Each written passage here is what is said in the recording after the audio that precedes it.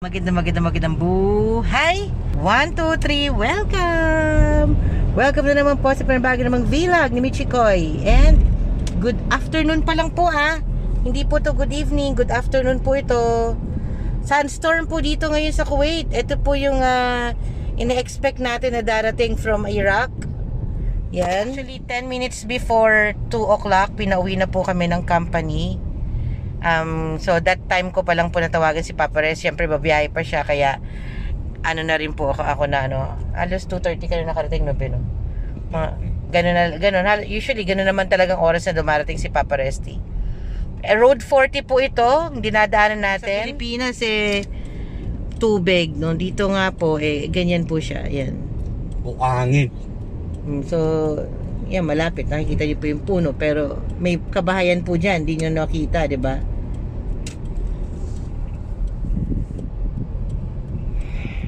Yan. So, naka-hazard na po yung mga sasakyan. So, eto po yung kaninang ni-live natin sa Facebook, no? Sa Facebook ko po nag-live tayo. So, kung makikita nyo po yan, papasok pa lang po sa tinatahak namin na daan yan, no? Di ba? Papasok pa lang po yung mga buhangin, no? Yung storm na yan. Kita nyo po dito, malinaw pa po dito sa kabilang side. Pero yung kabilang side po, dito po sa kaliwa ko, ganyan na po siya.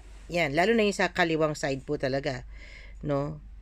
Na maya-maya makikita naman natin yung iyan, kung iyan papalapit pa lang sa amin. Mamaya yung makikita na po natin, yung nandun na po kami doon sa mismong yan, pumasok na po tayo dun sa area ng na-cover na po tayo ng sandstorm na yan, no? Yan, so orange na yung kalangitan, hindi po ba?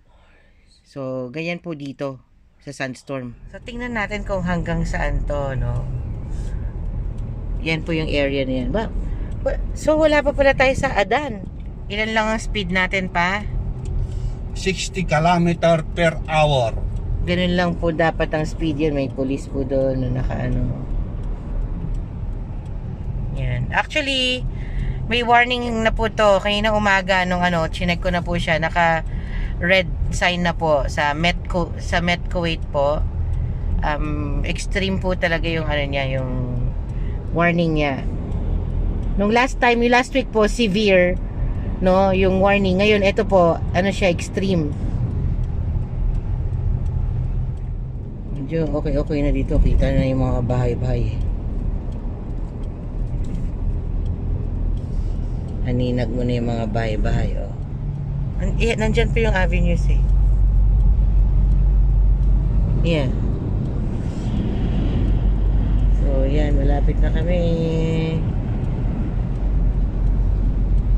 So, Rigay area na po kami. Ito na po yung Rigay.